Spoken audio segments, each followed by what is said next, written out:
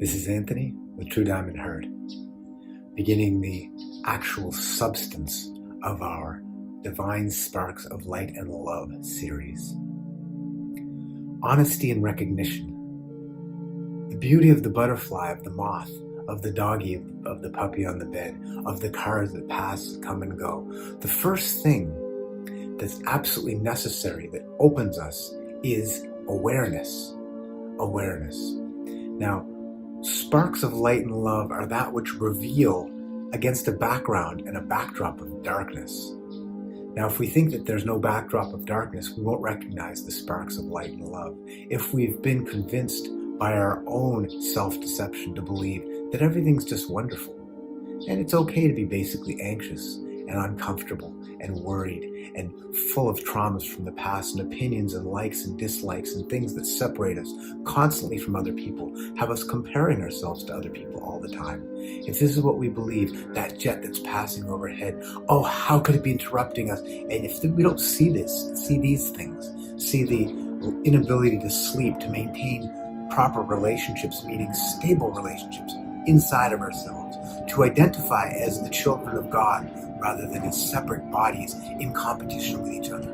All of this is the backdrop of darkness. Without understanding and recognizing and actually having awareness as to how dissatisfied, dissatisfying, how unease we are, how diseased we are, how we've come to accept that which our soul screams and calls constantly to us to transcend and to see and to begin waking up. We must have the honesty and the awareness to see that we are not here on planet school to simply suffer and die, simply snatch a few moments of pleasure from the truck that passes by. Oh, it'll be calm in a second. This moment is just not what I want it to be. Soon I'll have the house, or I'll have the girlfriend, or the husband, or the wife, or I'll have the job that I need, or my son will stop, my daughter will begin, my friend will, something, that thing that bothered me will resolve, I will have what I was hoping to have tomorrow. So much noise and complication. And now the bird. You hear the difference between the sound of the car, which is disruptive, and the sound of the bird, which is complementary. Nature is complementary. Not to say that nature isn't full of conflict and difficulty, yet it is authentic and true.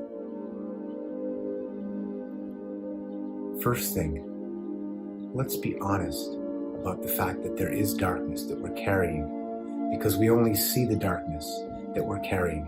If there's darkness out there that affects us personally, it's resonating with internal darkness. If we see darkness out there that calls us just to ameliorate, to help, to bring our love and our compassion, that's at an impersonal level.